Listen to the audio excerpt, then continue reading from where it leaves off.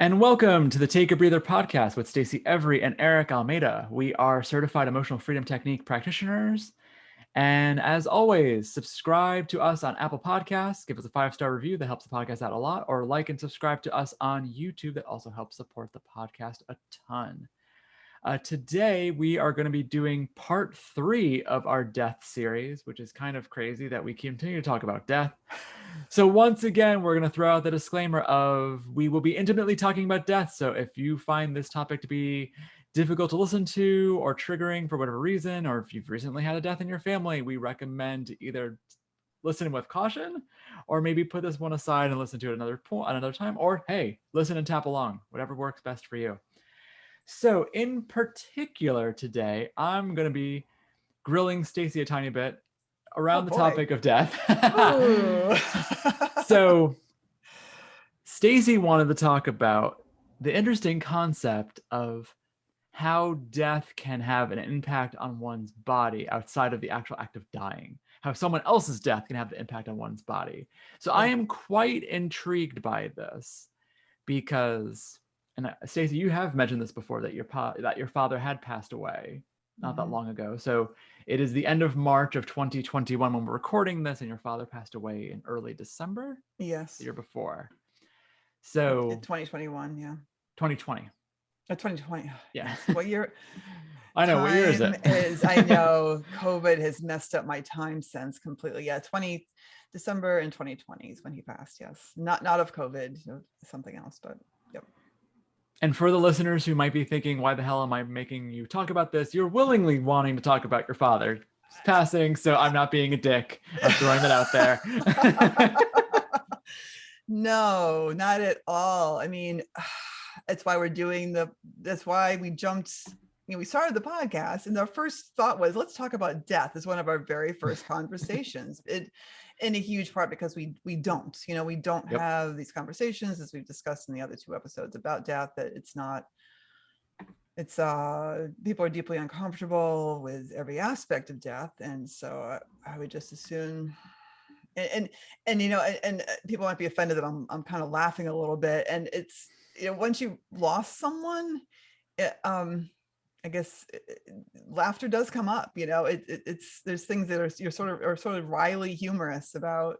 It may seem macabre, but I think it's just another coping strategy. Honestly, well, for sure. Honestly, I can't think of an emotion that would be inappropriate around death, because there are plenty of instances. The most obvious one is sadness or despair, and grief. But then there are plenty of times where people are angry at the person who's died, or angry at themselves for some reason. So laughter or those kinds of things, that comes with it too. It does. And some a little surprising gift that you can find things to laugh at even while you're grieving. It's a huge hallmark of death, is feeling multiple emotions, often contradictory ones, at exactly the same time, and that's not unusual at all. And just embracing the whole experience, which is what another reason I wanted to talk about it is to we're better off embracing it rather than pretending it's not going to happen or rejecting how we're feeling. And I know a lot of it has to do with, and for a lot of people, we don't want to talk about it and we don't want to think about it because we're assuming we'll be overwhelmed by the negative emotions, or the fear and the anxiety and the sense of loss. We don't want to contemplate how awful that's going to feel, and of getting lost in it, or it never ending. No one wants to indulge in, no one wants to suffer, no one wants to be miserable. And we think we can forestall the misery by pushing it away and pushing it down and not thinking about it at all. And I think it probably makes it worse. It's like anything else, you push the thing down for long enough and refuse to contemplate what it will be like if you are sick yourself, or if a loved one gets sick. And then once they actually are, and then it is overwhelming because you haven't processed or thought about any of the ins and outs of how you don't know how you're going to react at all until you're in the moment. And I think that's true no matter what, but at least if you give space in your brain for it to accept its inevitability, it makes it's a better place to be, I think. For sure. So yeah, so once it, you mentioned specifically how you felt like a change in your actual body some point after your father passed away. So what was that? Because I haven't, well, knock on wood, I have not lost a very immediate family member. So I don't really know what that's like. Mm-hmm. So, Yeah, I've lost a grandmother, I've lost an aunt, and then distant relatives. And I was only close to my grandmother. And it's very different from losing a parent. I think I've said before, losing a parent, when you haven't lost one yet, and there's the intellectual exercise of, well, I know my parents going to ideally, my parents going to die before me. And so it's the natural order of things. And so it won't be that bad. And I literally had that thought, I mean, it sounds so stupid to say out loud, but I'm not the only one who's thought it, that when other people lose and I've had this conversation with other people about before you've lost a parent, when other people say, oh, I lost my mother, I lost my father, there's often that's, I'm so sorry. And then you move on, not understanding at all how fundamentally world shaking it is to lose a parent. That it's not, yeah, it's a natural order of things, but so is puberty. And that changes your entire body from one thing to another. But it's, just because it's natural doesn't mean it's not devastating and life-changing. for sure. And I have not heard someone say that they enjoyed the process of puberty either. So just to reiterate, just because it's natural doesn't mean it's a pleasant experience. Sure, puberty, menopause, all natural experiences. And yet, not necessarily something that we take in stride without any, and that's the thing. It fundamentally shifts your whole perspective on the world. And the piece of it that I hadn't heard anyone talk about was how you literally feel different. At least I literally felt different after my father passed. So there's grief. They talk about stages of grief, and I know they've debunked a little bit the whole idea that there's these 5 stages moving on to acceptance, because you don't ever really accept someone's gone. You learn to live. I think the best way I ever heard someone say it was, you learn to establish a different relationship with the dead person, because it's not like they're gone and out of sight, they're never out of your consciousness. You're always going to miss them or always think about them. There is no acceptance, capital A, where you're just done with that person, but you figure out a way to think about them. It's a new relationship. Like maybe, whether you talk to them, and imagine them looking over you, or asking them for advice, or just imagine them happily sipping a pina colada on a beach somewhere in heaven, whatever. But we change our perspectives of them and shift our relationship with them. But anyway, I was talking about stages of grief. Now I forgot what I was going to say because I went off on a tangent. But That's all right. So there's like the initial shock, and it really is. And I know there's all these there's symptoms of shock, and there's a certain amount of numbness that comes with that. And so for that initial overwhelming grief, that I think people you expect that, like we know about that. There's the initial, the shock of it. My loved one is gone and they're not coming back, and now I have to deal with the funeral and then of course the horror show that is the United States legal system, with probate courts and life insurance policies and all the paperwork, that comes with losing someone. Which for you, you're still in the throes of even several months later. Yeah. And I feel, and I'm one of the lucky ones. Like I had a relatively easy, the will was straightforward. It was clear who was supposed to be the executor. Dad didn't have a whole lot of assets to split. Yeah, I was considered. You don't have angry relatives fighting over the contents of the estate. And yes, the siblings aren't fighting. My sister and I have been, extremely harmonious in this process, and I count myself very lucky. In fact, I had this impression that probate court, where you have to process, for those of you who aren't aware, you have to basically, anything that's not in the stuff that's in the name of the dead person only has to be go through probate, and then the executor of the will is named. Yep, it's true. You're the person who can take ownership over these things and decide, disperse them as the will says. And I always thought probate as being this complete horror show, nightmare, taking forever. And I mentioned, my lawyer was basically, from the time we filed the paperwork it was 7 days Which is pretty to fast. process. I said, what is, how can that be? He says, well, you hear the horror stories. It's actually, it's for two reasons. One, the siblings are fighting and can't agree. And the other, and that drags on probate forever. And two, that the will isn't clear. There's some discrepancy in the will, or they need to find people named in the will and they can't find them, or there is no will, or there is no worse. And then there is no will, and that's when you get the nightmares. So all of you listening, if you have any question at all about your will and who's named as executor and siblings, please talk to each other. And because the last thing you want to be doing, or get a will. Or get a will at all. I mean, no matter what age you are, if you have assets and you have, certainly if you have children, just have a will. Just do it immediately. Run, don't walk to the nearest attorney. Run, don't walk to the nearest attorney. Along with your naming a healthcare proxy as well. And if you're older, and then giving someone power of attorney. These are all just critical things to have. For sure. Very, very quick aside for our listeners who may be on the younger side of the coin, being like, I don't want to get a will so young and then have to keep updating it and spending all that kind of money. This is something, so I'm only 35, but that was like a will can be created where it will adapt on its own without having to pay money to update it. Oh, so I didn't know that. Yes, it's all in the wording and having a good attorney. So like, for example, I don't, my husband and I don't have children.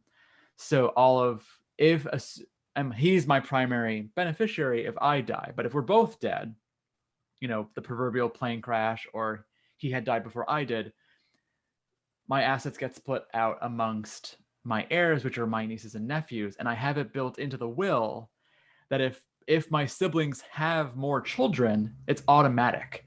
So the ones that were alive when I wrote the will are named, but then the wording of the will says that it'll be split evenly amongst all nieces and nephews. So if, my brother's the only one that doesn't have any kids and who's on the younger end of the spectrum who could possibly have kids. So if he has kids, I don't have to update the will. It'll be automatic. And then if I ever update it later, I'll put the kids' names and socials and all that kind of stuff into the will. So that's a very quick aside that even if you're young, you can design a will where it'll be flexible for when those kinds of things have changed. And then you just make then you have to make fundamental changes, something dramatic happens. So you go from being single to married, or you go from being married to single, or you end up going from no kids to kids, and blah, blah, blah. So nice. But yeah. Oh, excellent. But quick aside. But yep. Nice I'm little back PSA. Yeah. So back to the physical aspect of this. And I know people are going to say, well, sure, there's a physical reaction to someone dying. There's, grieving is exhausting. And that is true. I think, people culturally speaking, we don't give ourselves enough time and energy for self-care, as we've been discussing. And a piece of that self-care is knowing when you really need time to let your body recover from something. The whole going to work out 6 weeks postpartum from having a baby is madness in the extreme. As someone who's had a baby, 2 pregnancies and 3 children, it's madness that you're so close to being done with your body dealing with that it's crazy to be working full time. And I feel the same is true of losing someone. It's such a drain on your system to grieve. And this is the part that flabbergasted me. So I'm energy sensitive, and we all are. We all have sensitivity to we all have senses beyond the 5, well beyond the 5. And some of that sense is it's called there's a sense called interoception, which is, I have no idea what that is. Yeah, it's the sense of your own body, like how you feel inside your own body, and what's when I often will for EFT, we'll often talk about asking people to to track an emotion, where they feel it in their body. Mm-hmm. And, sometimes you can get heat or cold or tension or thickness or nausea, and that's in checking into your body's interoception. So I've been practicing interoception a long time as a body worker, using that sense when working with people as a massage therapist. So there's that's piece number one. Piece number two is more energy systems. So it's scientifically proven that we each have our own energy system. They've found the Bongham channels that are the meridian. Like, we have physical meridians in our body for the acupuncture. They found actual channels, like physical little tubules that go through our body that carry stem cells and the stuff, which is what the acupuncturists work with to help our bodies heal and move blockages and stuff. And that's part of our energy system. Mm-hmm. And then we have our electromagnetics that we create. Our nervous system is we have an electromagnetic, I can never say that, field around us all the time. And that can be tracked on sensors. That's not just woo-woo, that's a real thing. So, and thoughts and energy equals matter, matter equals energy. Thoughts are energy. Back to Einstein. Yep. Einstein, quantum physics says very clearly that matter is just another form of energy. And so are our thoughts, and so are our emotions. And so are our connections to people we love. When we are emotionally attached to a person, we have actual, like, that's an energetic connection. And we're connected to a lot of different people for a lot of different reasons. Maybe connected because there are, a parent. We are connected to our parents until the day we die, whether we're estranged or not. We have an energetic connection to them. That's not just biological. There's also just these energy fields. And then to our children, and then to friends we pay a lot of attention to and spend a lot of time with. When you're in someone's presence and think about a person and interact with the person, that you develop these connections with each other. And a parent is a very important. So a parent is an important part of your energy system. That basically we are like, each of us carries our own little bubble of reality around with us. We have our perceptions of our world and who is in that world. And we're like in the center of a little, like, we're like the sun in there's all these satellites around us, right? Of all the people in our lives. And some of those satellites are like Jupiter, they're huge and big and have a lot of gravitational pull to them. And some are more Mercury and floating around. And a parent is more like, again, no matter how close or far away we are from a parent, I believe that the parent's energy pull on us is always going to be more of a Jupiter or a Saturn than a Mercury, just because of the nature of biology. Sure, that makes sense. So imagine a solar system where Jupiter vanishes, and the effect it's going to have on the system. The entire system around the sun is going to be fundamentally changed by its absence. The gravity, and the way the energy flows, everything's going to shift dramatically. And that's what I felt losing a parent was like a piece of my system. It wasn't just a piece of my heart was gone, or it was a piece of my energy system was gone. A piece of my world, my reality. There's a giant hole there. And and just like in a solar system where the planets are going to have to go, holy crew, my God. And all right, now this isn't happening anymore. And now this is, and I assume it would probably affect the orbits of every planet to have Jupiter suddenly be gone. Yes. To go down if Jupiter, going to stick with the planetary analogy, if Jupiter truly just magically vanished from our solar system, we on Earth would actually be, and I'm no astrophysicist, but we would be in immensely more danger, because Jupiter pulls a lot of the debris within itself and actually protects the inner planets. Oh, I didn't know that. Yes, because it's so giant. It's yes. What a perfect analogy. Yes. Oh my God. So I'm gonna kick that back to you. Because that's part two. So the exhaustion I've heard people say this before, and then I experienced it myself, where people say, it's been months and I still just feel so out of sorts. I still feel so exhausted. I feel like I can't quite get my act together. And there's like an actual, like, your brain doesn't work as well, especially at first. Like, you're forgetful, like the shock to your system affects your short-term memory, your ability to form long-term memories. There's things I was told, you're supposed to jump right into, there's life insurance and all these things and there's things I wrote down. I couldn't remember who said them. I couldn't remember what I was supposed to do. I couldn't remember who. I had paperwork. I had no idea where it came from, because I I did it within the first couple of weeks of his passing, and that stuff was just gone. Sure. So that's, and I think everyone expects that, but then months go by and you're still feeling adrift, like literally adrift. And and I think that's what it is. I think it's your body is reorienting to a new reality where that piece is missing, and everything has to reorganize around you. And that takes integration time, and it takes rest, and it takes just time. And also, I think that it's a piece of the processing of the grief. Because when we grieve someone who's been close to us, or especially parents, so often we have unfinished thoughts, or unfinished business, or resentments, or guilt, or shame, and so many negative emotions can be wrapped up in a parent. And once the parent is gone, you can never resolve those issues with them directly. That opportunity is done. So anything you wish you had said, you wish you had done, any wishes, or and making peace with those wishes, are, that's a lot. It takes a lot to do. And that's just one piece of becoming integrated into this new reality that the parent is missing.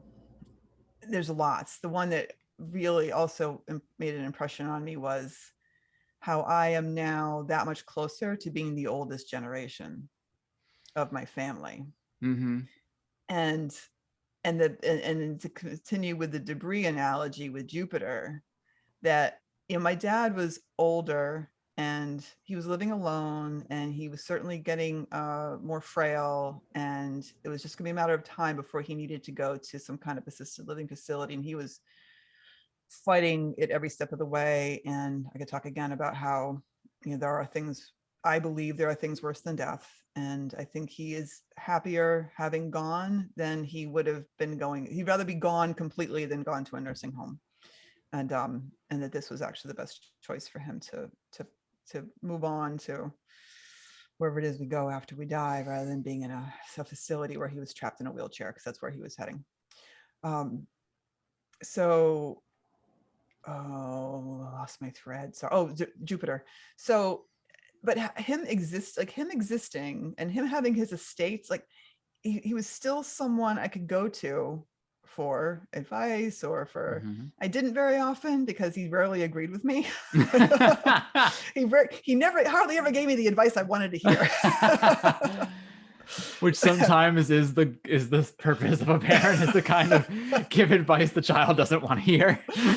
Absolutely. But also, he was a bit of a safety net. Like, he always, there have been times in my life when I needed money. I needed support. Like, after my divorce, and I've had some financially precarious moments in my life, and having him in my energy system, in my reality, as someone I could always go to and say, Dad, I'll pay you back. Can I please, the car is broken and I don't have it. Can I please borrow some money? And he always said, yeah. He always said yes. So having that removed from my energy system is quite profound as well. It's one less person in my life who is a backup, a safety net, and then also an elder. I have this sneaking suspicion that becoming a true elder means having lost a or both parents. That there's a perception, your perception of the world changes. My perception of the world has changed. I'll speak in the first person, because I shouldn't speak for anybody else. There's a perception that shifted for me, that now that my dad is dead and I'm the older person in my generation, that it changes my relationship to the people around me, to my kids to my work.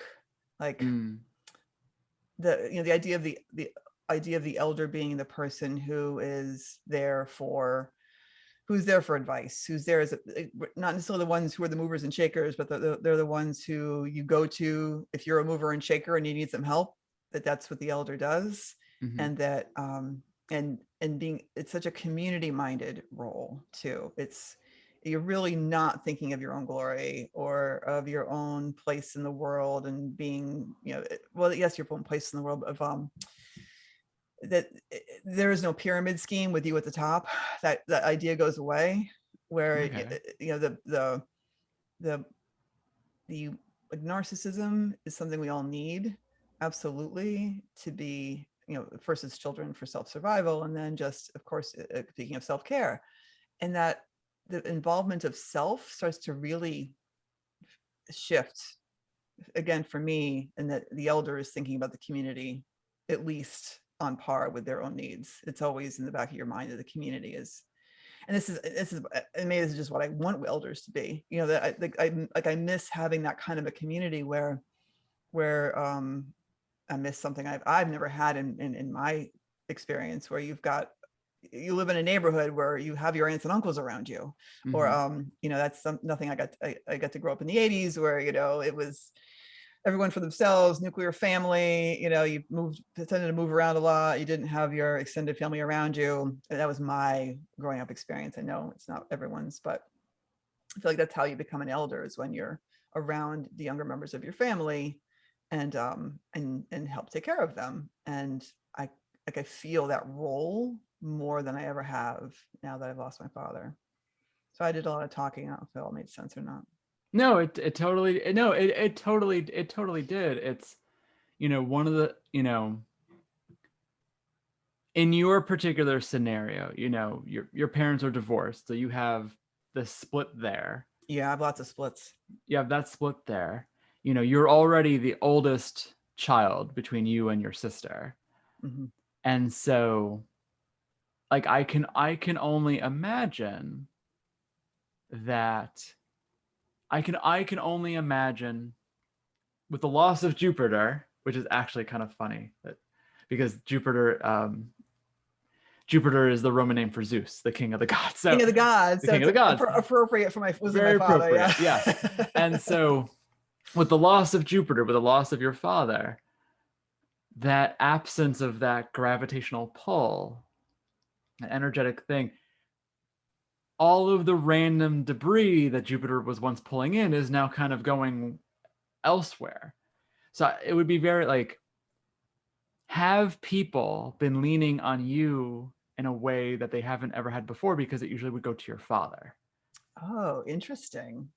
So like, are you in more communication with your sister now than you were before because your father isn't around? Very much so, in fact. Are you in more communication with relatives on your father's side since his passing? Or maybe not necessarily.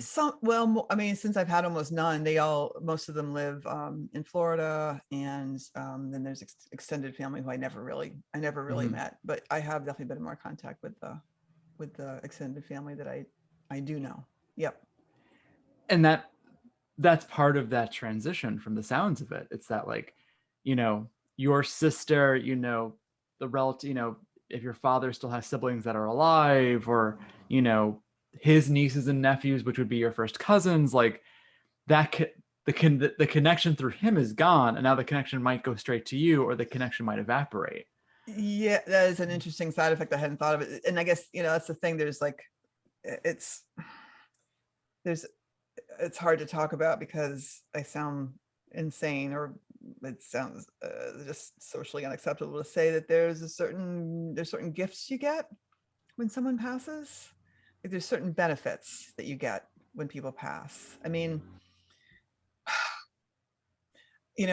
weddings, I'm Catholic. I was raised Catholic. So, baptisms and, graduation parties and engagements and in funerals are all opportunities to reconnect with your family, right? It's an opportunity. Yes. to, and it makes perfect sense. Also, given what I'm talking about, if I'm the sun and my satellites are all out of whack, because I had this whole big hole in my system, having an opportunity and a ritual and just time to reconnect other energetic connections to the Mm-hmm. people who are still alive, it makes sense that would help alleviate some of the stress and world shaking aspect of having Jupiter be gone, if that makes sense. No, absolutely. Absolutely. You know, It's it's it's just interesting to think about. So I wanted to have this conversation because thinking of it in terms of energetics as much as emotions is, I think, is really helpful for me to understand what we go through when that person's gone. Just sure. and making sure to encourage behaviors and activities with ourselves that really support us through the process, including resting a lot, being very gentle with yourself when it's months later and you're still exhausted and you're confused why. Um, reaching out to family members regularly and reestablishing contact, reforging those connections to help balance out your system that's been so wildly thrown askew. Um, and being open to your own transition into a different phase of your life, Mm. because the puberty thing is actually a pretty, adolescence, I think, is also apt. And going from someone who is a younger, so someone who has parents and someone who doesn't have parents, it's a different phase of your life. No, that I can relate to you to an extent. So, like you described, you know, the loss of your father kind of, the weight of that loss is kind of your generation has now been pulled up to like to being more on deck of being like, hey, like there's not much above you anymore to work with when it comes to generational level. Mm-hmm. So like you know back in last year, I lost several relatives that were like the greats. It was one level above. So like I Mm-hmm. lost two great aunts and things like that, um and actually an uncle.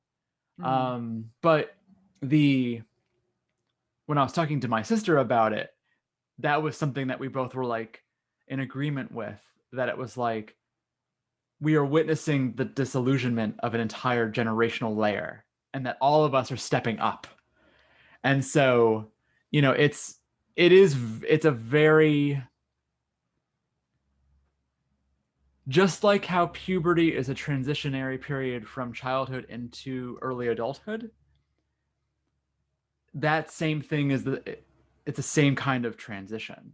Because like from my perspective, that really woke me up to the concept of like, I'm not the youngest generation anymore in my family, in my Mm-hmm. family system. Like I am now in the middle. And and I'm starting to be like, my nieces and nephew, they're the next generation. They're the generation that needs more protection than my own, to an extent, you know. But Mm-hmm. there's still plenty of layers in between. I still, both my parents are still alive. There's still a lot of people in my very next set of generation that's still alive and kicking. And I still have a couple of greats floating around. I have one grandmother left. But, Mm-hmm. when I was born, on my mother's side at least, I met all of my great grandparents, which is very rare. So like I met an Yes. entire an entire two generations above me. Oh my And goodness. yeah, it was an interesting counterbalance from my mother's side compared to my father's side, which his parents had been dead, I think, long before even my parents got together. Mm. So it's very different in that regard. But yeah, I understand in a very slight way what you're describing with that. But obviously, losing that safety net of an immediate parent, you know, there's part of me that won't let me feel that. That's way too real. Yeah, absolutely. And this is why, often we don't want to talk or think Mm, about the passing of our parents, is because it's an overwhelming thought. and I get that, I get you're not wanting to think about it, and because it is it's no fun. No. It's just no fun. And it is interesting to think about, just finding an interesting balance point with, I guess it's about living in the moment, right? Like I love what Beth said. Beth Pelletieri said the other day about, our mind is always, anxiety comes because our mind is always it's predictive. It's always thinking about what might happen if we do this thing. And if we're very mind focused, then it's easy enough to worry about our parents constantly and worry about, what's going to happen with them and their health and what we'll do when they pass. And I guess it's another, I hadn't even thought about that as a reason why we're afraid of death, right? It's because so often we are not in our body. We are not in the present moment. We're in our minds, and our minds by nature predict what's going to happen next all the time. Yep. And so that predictive component is what brings us comfort. It's what keeps us in equilibrium. We can't handle constant novelty. It'd be overwhelming. Yes, and there must be. So I know I haven't done the research on it specifically, because there must be some other aspect to our systems where we're not constantly predicting. Like our mind is able to stop for a minute, because if we're constantly predicting, then we are going to be constantly in that, always living in the future. And that's one of the reasons we do meditation and other so there's activities we do to turn on our parasympathetic nervous system, which is the rest and digest, which is when we're serene, we're in the moment, we're relaxed, we're breathing, we're feeling our bodies, we're meditative.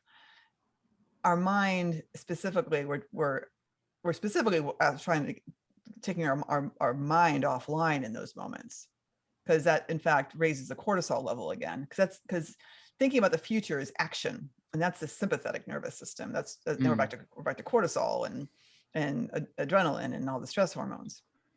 So if we're living in our mind all the time, then anytime our parents come up, and we're going to be thinking about like death. And I mean, it was true for me. My dad was not well for 2 solid years. He was not well and pretty darn miserable, and it was a constant source of stress and worry about him, and being at peace with the fact he was in decline. I mean, if we have a conversation around death and dying that's real and nourishing and open and relatively straightforward about that, it's what happens and why it happens and what kind of support we can get to deal with it, then I think that would go a long way to shutting our minds off about it. Yeah, it's, we all have, to expand on that, we all have these scripts that we have learned from our experience in order for us to function in life. It's, you turn the power button on the computer boots up. You turn a knob on a door, it opens. You push the button on your car keys and unlocks the car. So all of those scripts, we need those scripts, and otherwise, it's the overabundance of novelty. Then we turn into babies, where babies are like, they don't know what the fuck's going on in their lives, because everything for a baby is new. So you were living with the script for 2 years of my father is ill, which created the sense of worry. And now that he has passed, that script no longer necessary. And now it's being rewritten of, and when you think about your dad, it's like, oh, he's not ill. He's just gone. So that worry is now being replaced with fill in the blank. So in one way that, it can be perceived as a relief. One of the gifts that you mentioned, quote unquote, of like the worrying about him is gone. You don't have to worry because it's done. Mm-hmm. But what has been replaced with is it's, only you can answer that. If it's sadness, if it's emptiness, if it's, I don't know, like It could be anything, and it's very individualized.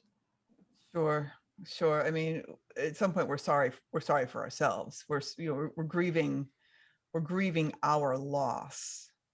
We're not Yep. grieving versus grieving their death.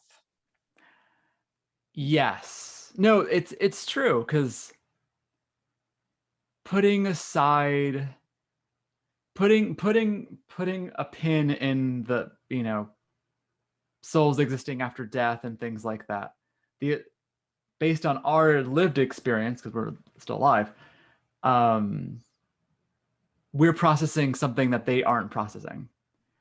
Your father isn't processing the fact that he died. Theoretically, he might be, assuming that script is assuming there is an afterlife and things like that. I don't we won't be able to ever answer that question, until we won't find out until we ourselves die, and then either we figure out there's something there, or the lights go out and they never come back on. I don't know. But no, yeah, you're right, you're absolutely right. It's grief is, adjusting to how our individual lives are changing because something has been taken away. And that's I don't know if people really acknowledge grief in that way. That in a very, it's fun. Okay, so some insider things for the listeners. So we recorded the self-care tapping Thursday right before we did this. So self-care stuff is kind of still on the tops of our minds, but and this is going to sound very strange, but in a weird way, grief is almost selfish per se. Not to put a negative connotation on it, but it's truly is, how does this person being gone affect me? Because like, if for some of the listeners might be like, what the fuck are you talking about? So like, if someone, if someone lost someone in their life, but that was a person that had no direct connection to you, you won't experience grief, because that person's death had no impact on you. It had an impact on the person we're referring to, the friend or the family member, whoever it is, but it didn't have an impact on you. So you feel sympathy, hopefully, for the person who's experiencing grief themselves. But once you're removed from it, it's not, because it's not impacting us. It's kind of the different. It's like, bear with me as I try to hash this out. Go for it. Like, it's like comparing. It's like the difference between someone whose house has burned down and you feeling sympathy for that person. It's a fundamental. It's a very like you could feel a lot of sympathy for someone who lost their home, but then you still go back to your own home that's still intact. Mm-hmm. That person who's lost their home is digging through physical wreckage trying to rebuild what they had. And grief works in a similar way. A person is rebuilding their life, but that thing is gone. Like, even in the house example of the house burning down, you could rebuild the house. It won't ever be the same. Even if you try to build it exactly as it was, it will never be the same. And so it's the same thing with us in our lives. When we lose someone, it's part of our structure of who we are crumbles, and we have to kind of rebuild. And depending upon the impact of the death, depends on how much is damaged in that kind of way. Does that make sense? Absolutely. And I think the metaphor is really apt in a bunch of several different ways, and one of which is just the rebuilding.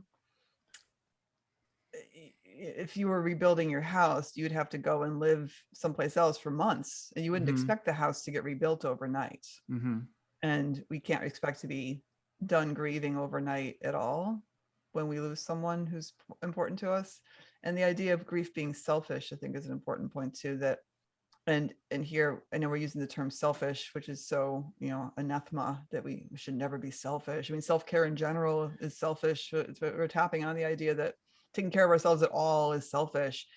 And that's, I think, also a real, I mean, it's another reason people are afraid of grieving, is because it really does take time and energy and focusing on yourself, and giving yourself lots of time and self-care to really legitimately move through the process of grief.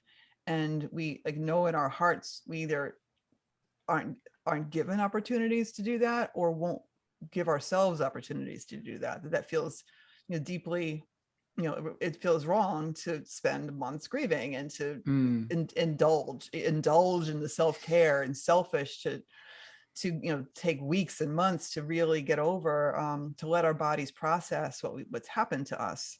And so if part of our minds know, it's an interesting, I could see that being another resistance to the idea of grief, and not wanting to think about losing someone, because we already primed to believe we're not going to actually take care of ourselves properly when it does happen. Yeah, and it's, continuing with like the house fire comparison, it kind of explains to a degree what you were describing before about the constant exhaustion. Mm-hmm. And so like you're going from room to room, energetically, mentally, emotionally, and then assessing the damage and then repairing it, which is perpetually exhausting. And then you have those moments where like you come across something precious that was damaged or destroyed in the loss, and then you have to mourn that specific thing. So like, like a common thing with a loss of a loved one would be going through the holidays for the first time, you know. So like with you in particular, you had to go through the Christmas holidays very quickly. Almost weeks after he passed. Yeah, weeks after he passed. And so, and dealing with that for the first time, but in the middle of dealing with everything, and then, when the Christmas holiday rolls around again this year, my assumption would be that it'll be a different experience from last year, but that there'll be lifting that needs to be done. That my assumption there, because it's, Mm-hmm. you know, It's a spiral, it's you spiraling. It's, we don't progress on a linear path. We spiral through things, and we revisit. Ideally, we're always moving in a direction, and we're not, it's not stuck in a circular loop, but we are spiraling back to a similar event or similar feeling or similar experience, where we have to process again from a different angle, from a different place that we were the first time. No, for sure. And it's, it's constant. It's a constant process that could last years, depending on, this, you keep spiraling and you keep going higher and higher, and then you might bump into things randomly and you never know. Yeah. And I think, and people who are listening thinking, oh my God, it sounds so awful.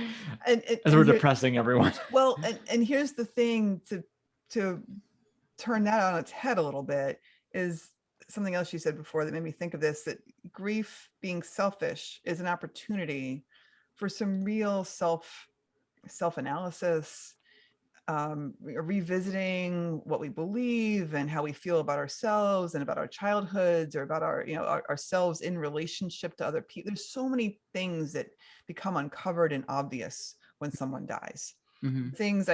There are things about my relationship with my father that I did not understand until he was gone. Mm-hmm. And I'm not sure I ever would have understood them until he had passed. And that's a weird thing to say, but you have a whole different perspective on yourself and your history when that person who has been in your life is no longer there.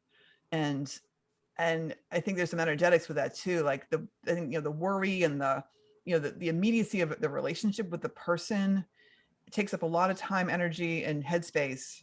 And so when that's gone, like, other things bubble up, other awarenesses bubble up about your relationship with them. There are things that I hadn't really forgiven him for until he was gone. And some things I there's some aspects of him as a father I didn't understand at all until he was gone. And it was partially because of interacting with people at the service, is partially talking to family members that, you know, one benefit of a funeral is you get all these stories. You know, we have this very small relationship, frankly, with the person. You know, each of us carries a universe inside of us. We all have, we're full of thoughts and feelings and nuances and experiences, and no one can totally understand everything going on in there. And then we're narrowed down even more by our perceived relationship and by our perceptions of that person, our perceptions of ourselves, what we need from that person, what we want from that person, what they want from us. It all shapes so much of how we see that person versus seeing the person, right? So one of the beautiful things about a funeral service is when it's done properly, is when lots of people are, that's why wakes are so important for you know, the Catholics do the wakes, and there's other, you know, rituals and other religions and philosophies where you just talk, everyone gets to talk about their piece. Everyone has their own piece of it's a little precious gem each person has, this little story, these stories, this perception, these interactions they had with the person that you've lost. Mindy and my sister and I were listening to these stories, like, my dad was incredibly talented as a painter, he drew, he was a photographer, he was a great athlete, he was a fantastic coach. He was kind of ridiculous on how talented he was in a bunch of different areas, but we only really knew him as our father. Right? We saw him as a coach sometimes, we saw his work, his paintings on the walls and stuff, but pastels. I keep saying paintings. It's mostly pastels and line drawings that he did. He did painting when he was much younger, but we just got to see we got to see the rest of his life in that funeral, in those services, you know, and so it brings a shift in the grieving. It changes the nature of the grieving when there's this larger person that, and kind of the hangups you have, or I wish he'd done that, and why didn't he do this, and that we have with each of our parents, because that's just what happens when you're, you know, we hope that we have good enough parents, and often, and then sometimes we don't, and that's, you know, and that's so difficult. But having my narrow view expanded changed my perception of him, and it changed my perception of my own childhood in a huge way. Like, his behaviors when I was a kid I just saw everything so much more clearly after watching his life through the stories of other people's, you know, experiences with him. So it's about being open to that, and I think it's easier to be open to that I encourage anyone who has a lot of, you know, internal anguish around their parent to do some work, you know, to go see therapists and mental health counselors. And I mean, and I said before, you know, one of the a piece of grief for a lot of people can be, I wish I could have improved my relationship, or I wish I could have, you know, said this to them. You may not be able ever to do that, even if they live to be 2,000 years old. There may be things you're never able to say to that parent because the relationship just isn't good. It's just a difficult, painful thing for you. And luckily you don't need the other person to heal. You know, our own healing comes from us learning ourselves and learning what was the unmet need, and how do we reparent ourselves? What healing do we need in this moment to feel forgiveness for ourselves, and ideally for the parent. You may never forgive the parent, and I'm not saying everyone has to forgive, because sometimes we don't want to, and that's I'm not a big fan of the whole you must forgive in order to move on. Like, you forgive when you want to and if you can, but we do need to forgive ourselves. That forgiveness is necessary for moving on to a place where we are more our authentic self, when we can have compassion for ourselves and for our you know, and compassion for ourselves, and noticing our limiting beliefs that aren't really true. They're just programming and scripts that were impressed upon us. And then it's much, and then you can go to your parents' service and hear the stories with a much more compassionate ear for the parent, even if they have been a difficult person in your life. No, it's so true what you were saying, especially from a child's perspective, you know, that our parents have so much more dimension to them than we perceive because of our relationship with them. That, you know, they existed long before us, that they had lives before us, that, you know, friendships and relationships and experiences that we may or may not know about. And like you were saying, like the gift of hearing all of these interesting stories and being like, oh, I didn't know he did that. Or what, like you start, like I could imagine you starting to be like, I remember him. Oh, like, one of his friends talking about some trip they went on to, and then you might remember, be like, oh, I kind of remember when he went away that year. That's all I remember, is that he was just gone. And then it was like, they talk about some crazy, I don't know, fishing trip or something weird, who knows, blah, blah, blah, blah. And so, yeah,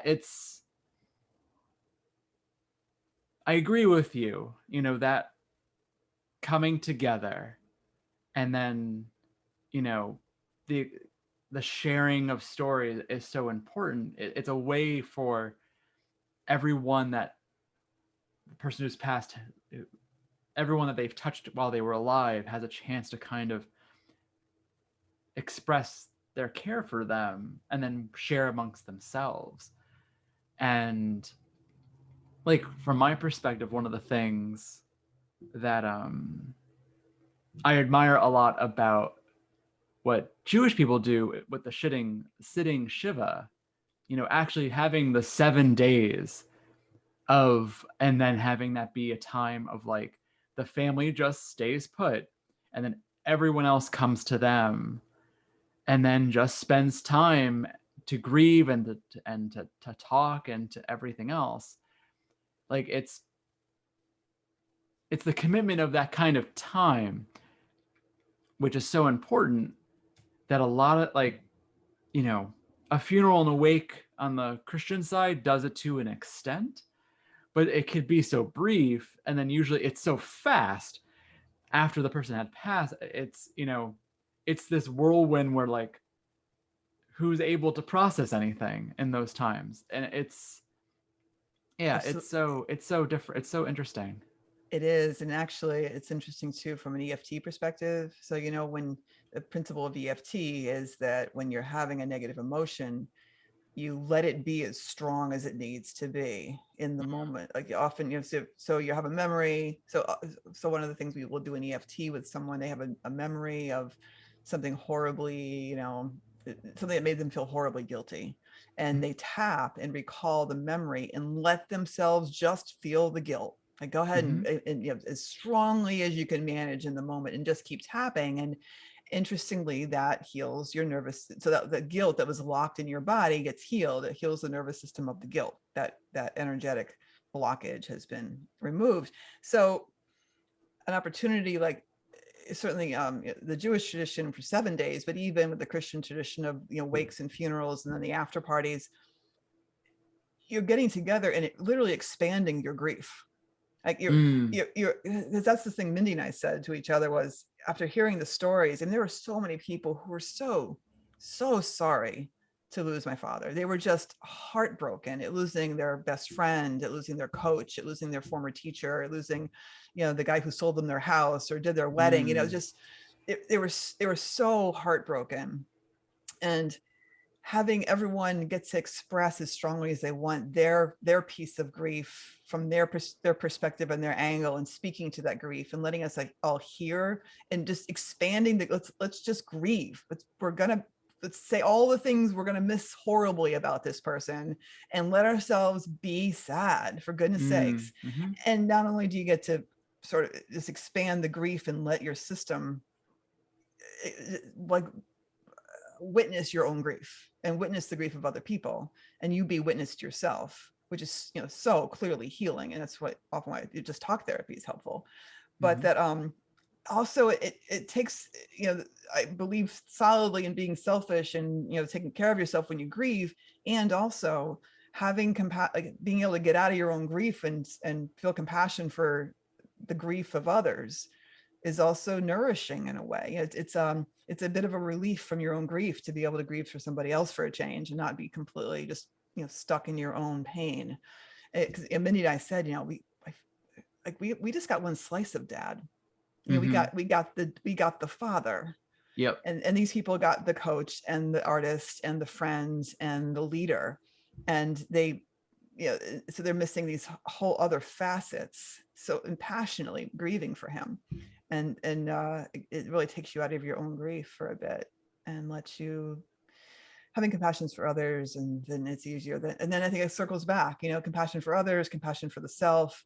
It's all just this beautiful flow of energy, because that's honestly, I feel like that's half of what we have to do is like suppressing our fear or our grief and stopping that energetic flow is never healthy. Anything that's blocked up is going to stagnate and end up bursting the seams in some other direction that's not, it can't be controlled or could cause horrible damage. You're better off just letting the grief flow and be what it is. And then when it's shared, it's even that much more nourishing and healing. No, yeah, absolutely. In a similar way, this is gonna be a funny, a weird comparison. We're gonna do but like it's analogy day. Yeah, apparently. But like, in the same way that people come together for like a comedy show to share in laughter, to share in that, and whether you've gone to a comedy show or you've seen a comedic movie, when you're surrounded by people who are experiencing that same emotion, it amplifies your own. And so like you laugh easier because the people around you are laughing, and it primes you. The same thing happens with grief. That as the people around you are grieving and are crying and are upset, it taps into, it kind of activates the energy and the emotion for the people around it, which then, like you were saying, it helps everyone to facilitate and to express what's going on in a healthy way, and it lets it out. You're like just like what you're saying, trying to hold back those tides of emotion and energy, you're going to hurt yourself in some capacity doing that. It's too much. Like anyone who's tried to hold back laughter because maybe it's a situation they shouldn't laugh, you could hurt yourself, because like it's literally like trying to come out of your body, or if you're trying to like really hold back a sneeze, and like the sneeze like reverberates within you, and like all of a sudden like your chest hurts because like all that force went back inside. It's the same thing applies with grief in a way of like, if you don't let the grief exit you and flow through you, you're going to damage your psyche and your mind and your energetic system and even your body, like containing it. And it's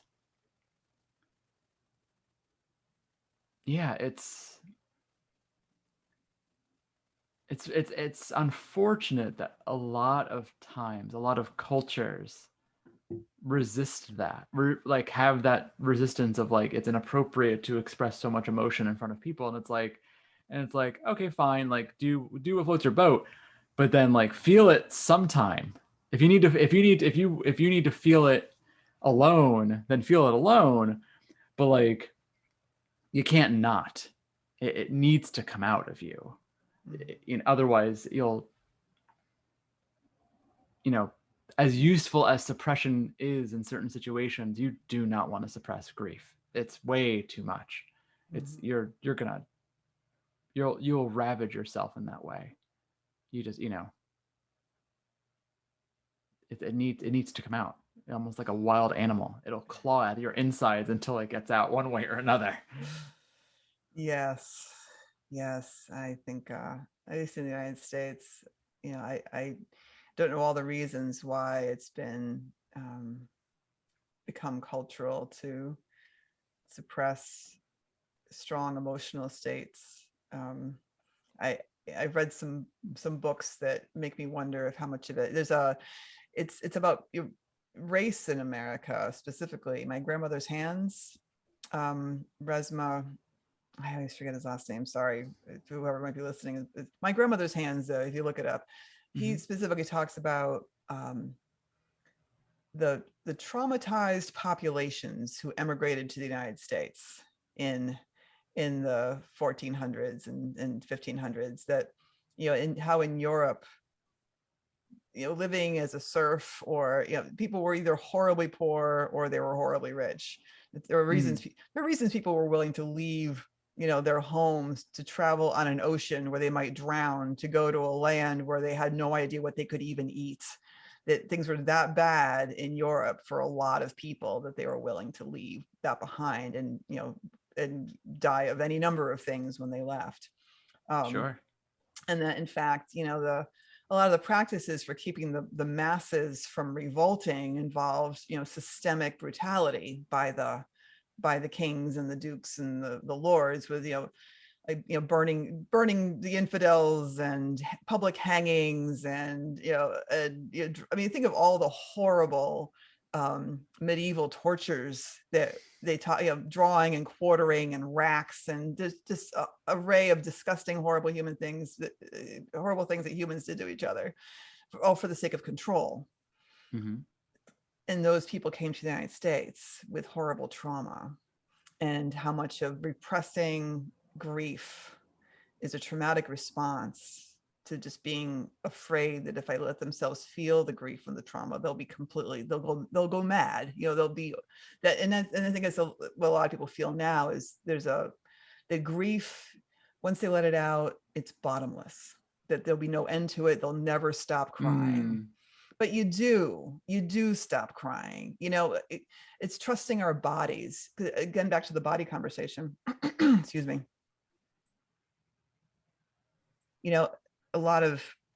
I started the conversation talking about how I felt like my body, and I'm not sure I talked about it in enough detail, how my body felt like it was processing my father's death. Like my physical body was having this weird reorientation in the world, and the grieving. Often, sometimes I would cry and not even feel sad. It's like my body was crying. I don't know if anyone's ever had that happen to them, where they start crying and then it's over and they're not even sure why they were crying. They just suddenly burst into tears and then it passes like a quick little thunderstorm. And I think it's and I know, certainly with EFT, when people release emotions, they might laugh, they might cry, they might burp, they might, there's all these interesting ways people, the indicators of energy shifting and things releasing. And we aren't familiar with our bodies. We're culturally, we're kept in our minds all the time, cut off from our body sense. Interoception is not even a word people know anymore, if they ever did. And so developing a relationship with your body and trusting that your body will process, will help you. It's like you have the support of your body all the time. I feel like my body was a part of it was like an instrument for processing my grief, because and it was both it both carried its own grief it had to process and help my mind process by like through the body. And that in fact, if you let yourself be sad, there's an end to it. You will finish processing, and you can trust yourself. You can trust your system, and you can trust your heart, your body, your mind to, with the right, maybe you need the right practitioner, the right support to help you through certain tough spots, but there is always an end. And it's certainly, and it's a necessary part. It's, as you say, with the, pretending it's not happening or trying to block it off is going to be way more catastrophic than letting yourself go ahead and cry. And if you need to cry for a week, then cry for a week. And some of us carry trauma from our childhoods that we need to cry for a week, because we need to mourn the pain of our childhood or the pain of a lost relationship. And so we cry for a week. And again, I strongly suggest, you think that's going to happen to you, you absolutely seek out professional guidance to help you through that process. But it's absolutely, we're built for that. We're built to process not just thoughts, but emotions through our bodies. No, you're absolutely right. Going back to like the comedy show analogy, Which is a much more pleasant analogy than someone dying. but it's the same thing. Like you could be watching something comedic and thinking the laughter will never stop. And even laughter can get to a point where it's actually painful, where you're just overcome with it. And even with laughter, you could be crying at the same time because you're almost in hysterics, but in a positive way. But just like you said, with grief, it ends if you let it out. And so when you're in the middle of it, and more people have experience with the laughter, when you're in the middle of hysterically laughing and you're having like that extreme pain in your abdomen because like you're pushing the limits of your body at the moment. In those moments, you might be like, I need to stop laughing because it hurts. And it's like, it's the same thing with grief. It's like in the moment, that's like, you feel like you said, it's never going to end and it's painful, but you need to let it go. You need to let it happen. And then like, you're right. You will eventually stop crying. You will eventually stop feeling sad. You'll eventually leave those moments of grief. You might jump back into it relatively quickly, especially more earlier on, but you'll leave that place and leave that state quicker if you let yourself kind of really let it flow. Let Yeah. it flow through you. The caveat I would mention to that is that sometimes if we do have trauma, if we all have trauma, but when you get, I think what can happen in the grieving process, particularly because so much stuff gets called up, is you can get caught at a point where you're stuck and yep. you can't, and you're upset and you're upset and you're upset and you can't seem to move past it. And that's when you totally seek out a practitioner, a mental health person, ideally someone who does, I mean, talk therapy has its place when it comes to something like this. It feels so clear that grieving, especially if you're grieving the loss of someone, that it's such a there's such a physical response that you're better off with one of the body psychotherapies like EFT, EMDR, internal family systems, sensory motor therapy. But body psychotherapies work with the mind body both, and that's when, if you feel like you start crying and you can't seem to stop and you're stuck in that spot, seek out the help from someone who's a body psychotherapist. It has that one of those modalities to help find out why. And that's and rather than being afraid of it, those stuck points are like gold. They have information in there. Some limiting belief you have that's been actually affecting your entire life this whole time. Some memory you have that you didn't realize you had that was actually causing you a lot of pain, that some regret you have, some resentment you have, some anger you have that you haven't been looking at this whole time.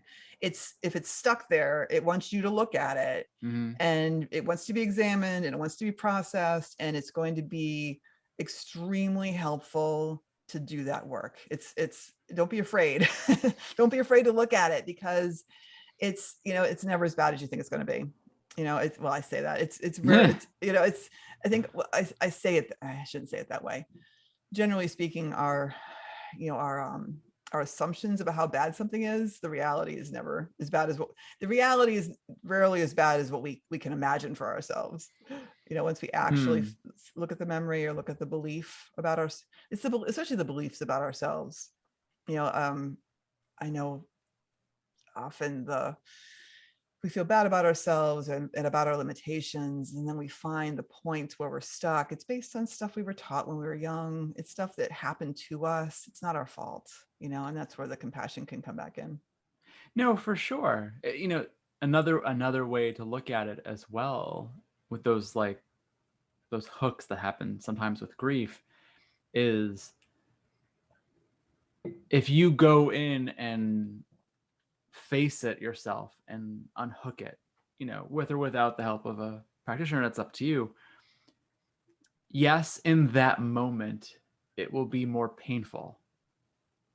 But then whatever that hook was hooked into will then be able to heal. So Yes. like if you were pierced with a fishing line, with a fishing hook, it's gonna hurt like hell to pull it out of you. But the other choice is to live with it for who knows how long, where where it's always stuck in you. And like you might adapt to the level of pain that's always there, but then in certain movements and certain things and certain thoughts and certain emotions, all of a sudden it gets really activated. It's that same thing. So it could be worse in the short term to face it, but in the long term it's better because you're taking it out. You're removing this Well, the analogy is perfect. thing. Yeah, the analogy Yeah. is perfect because, in fact, if you do get a fishing hook, fishing hooks are barbed. Yep. So if you get it stuck, often you keep pushing it through. Yeah. So you actually have to move through the pain and let Yep. it go through completely, clip off the barbed end, Yep. and then you can take it out painlessly. So it's actually exactly what you have to, moving through the pain. Yeah. Yeah. No, yeah, exactly. So yeah, and no one, even though it may be an unpleasant process, you will heal better as a result. It's the same, just like in the medical world, like if something is in it, shrapnel has gone into your body, typically they need to take it out. Otherwise it'll just keep wreaking havoc for the rest of your life. So Right. Absolutely. That was exhausting. anything else before we cap this episode? Yeah. No, I'm still processing. It's been almost 4 months since my dad left us, and I have a feeling it's one of those lessons that it's one of those lessons, losing someone like this, that continues to have subsets to it. That there's things I've learned initially, and then things I've learned later on, and then as time goes on, I'm sure I'll learn more.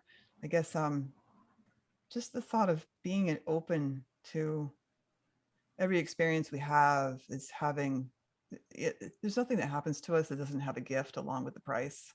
And it may feel hard in the moment to think about what gifts we might have from terrible loss, and they may not certainly be at all on par with what we've just lost, but just being open to the process of the experience and letting it be what it is, and having self-compassion all the time and taking care of ourselves. No, for sure. A wise point to leave on, for sure. There you go. So thank you, listeners, for part 3 of our discussion on death. Will there be a part 4? I don't know. So there's a lot to mine in death. So we'll see where that goes. We'll see what happens. Yeah. But thank you again. And thank you so much, Stacy, for just being so open, considering, this is still a wound for you that is still healing. So sure. It helps to talk about it. For sure. And I'm honored that you're willing to share with me and with everyone else. Thanks. Of course. Till next time.